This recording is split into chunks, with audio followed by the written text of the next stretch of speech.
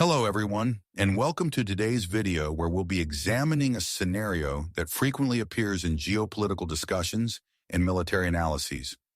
What would happen if China launched an attack against the United States? This is a deeply complex topic that requires careful consideration of military capabilities, economic interdependence, international alliances, and the potential for nuclear escalation. Before we begin, I want to emphasize that this analysis is purely hypothetical. Both nations have compelling reasons to avoid direct military confrontation, and this video aims to be an educational exploration rather than fear-mongering. Let's dive in. Understanding the current relationship.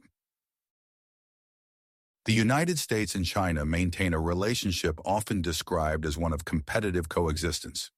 The two powers are each other's largest trading partners, with bilateral trade exceeding $690 billion annually, deeply interconnected through supply chains, investments, and financial markets. Major global powers with significant military capabilities. Nuclear-armed states with second strike capabilities. These factors create what international relations experts call a mutually assured economic destruction scenario that complements the military concept of mutually assured destruction. The economic interdependence creates strong incentives for both nations to avoid direct military conflict. Potential flashpoints. If a conflict were to occur, it would most likely originate from one of several flashpoints. Taiwan. China considers Taiwan an inseparable part of its territory, while the U.S. has maintained strategic ambiguity but has provided defensive support to Taiwan. A Chinese attempt to forcibly reunify Taiwan could trigger U.S. military intervention. South China Sea. Territorial disputes involving China and U.S. allies could escalate, particularly around shipping lanes critical to global trade. Korean Peninsula. Instability involving North Korea could draw both powers into conflict. Cyber warfare. An escalation of cyber attacks could potentially trigger a military response. The opening phase of conflict. If China were to launch an attack against the United States, the initial phase would likely involve cyber operations. China would likely deploy its considerable cyber capabilities to disrupt American military communications, power grids, financial systems, and transportation networks. The objective would be to create confusion, delay military responses, and potentially trigger economic panic. Anti-access area denial, A2/AD. China has developed sophisticated capabilities designed to prevent U.S. forces from operating freely in the Western Pacific. These include anti-ship ballistic missiles like the DF-21D and DF-26, dubbed carrier killers, advanced anti-air defense systems, submarine forces, electronic warfare capabilities. The goal would be to keep U.S. carrier strike groups and air power at a distance, preventing reinforcement of allies in the region. Space domain. Both nations rely heavily on satellite networks for communications, navigation, and intelligence. Chinese anti-satellite weapons would likely target U.S. military satellites to blind American forces and disrupt GPS-guided weapon systems. U.S. response capabilities. The United States would respond with the full might of the world's most powerful military, naval power. The U.S. Navy remains the world's most powerful, with 11 nuclear-powered aircraft carriers, each forming the center of a carrier strike group. These mobile air bases project enormous power, but would face significant challenges operating within China's A2/AD bubble. Air superiority. The U.S. Air Force maintains the world's largest fleet of advanced fighters and bombers, including stealth aircraft like the F-22, F-35, and B-2. These could strike targets inside China, but would face challenges from China's integrated air defense systems. Global military presence. The U.S. maintains approximately 750 military bases in 80 countries, many surrounding China, including significant forces in Japan, South Korea, Guam, and Australia. This global posture allows for multiple vectors of response. Missile defense. The U.S. has invested heavily in missile defense technologies, though these systems would be stressed by China's growing hypersonic and ballistic missile capabilities. The economic front. Any military conflict would immediately trigger catastrophic economic consequences. Global supply chain collapse.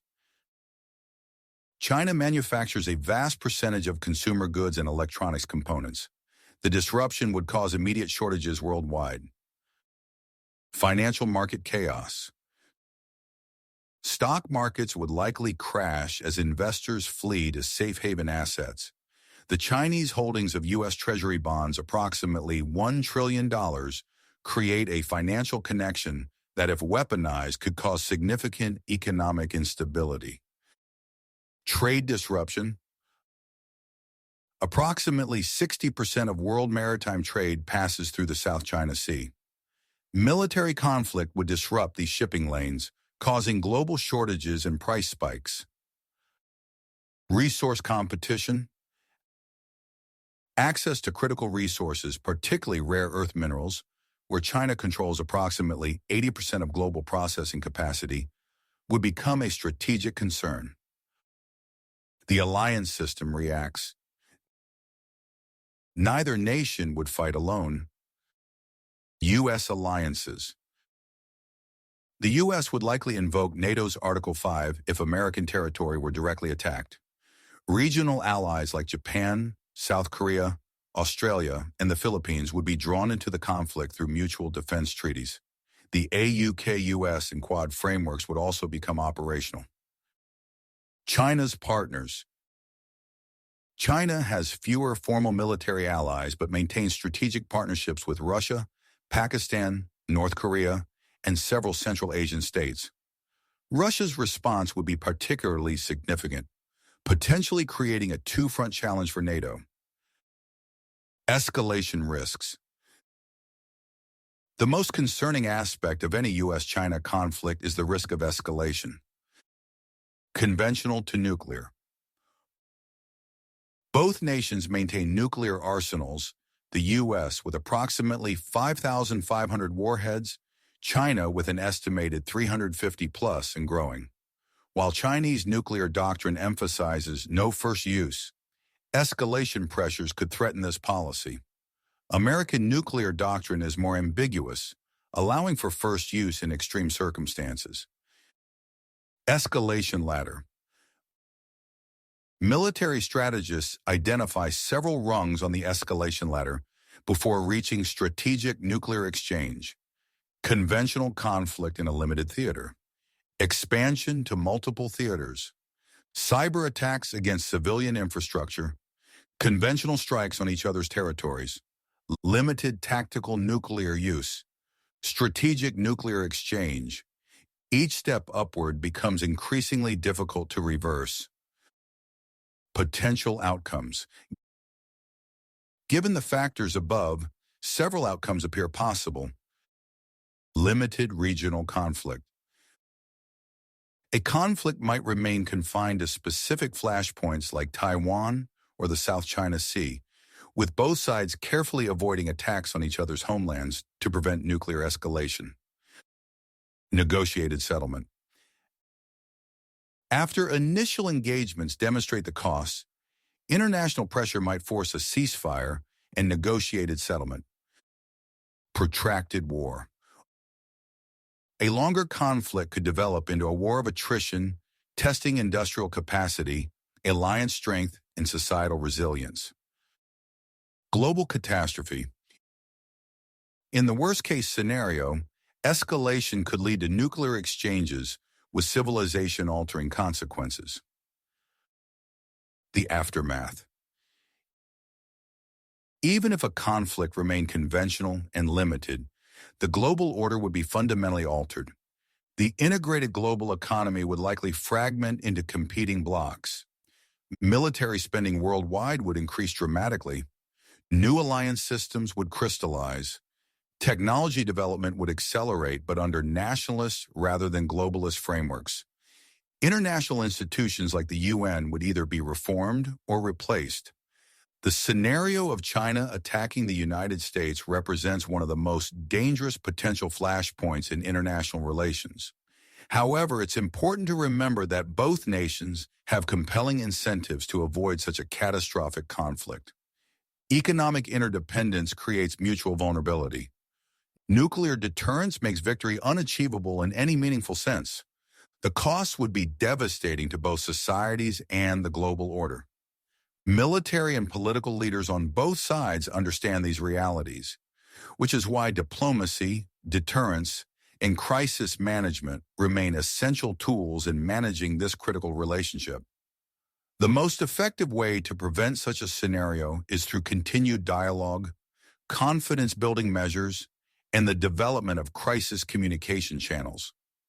As tensions ebb and flow between these superpowers, understanding the potential consequences of conflict underscores the importance of finding peaceful paths forward, even amid strategic competition. That's our analysis of this complex geopolitical scenario. If you found this informative, please like and subscribe for more deep dives into international relations and strategic issues. Drop your thoughts in the comments below, and as always, thanks for watching.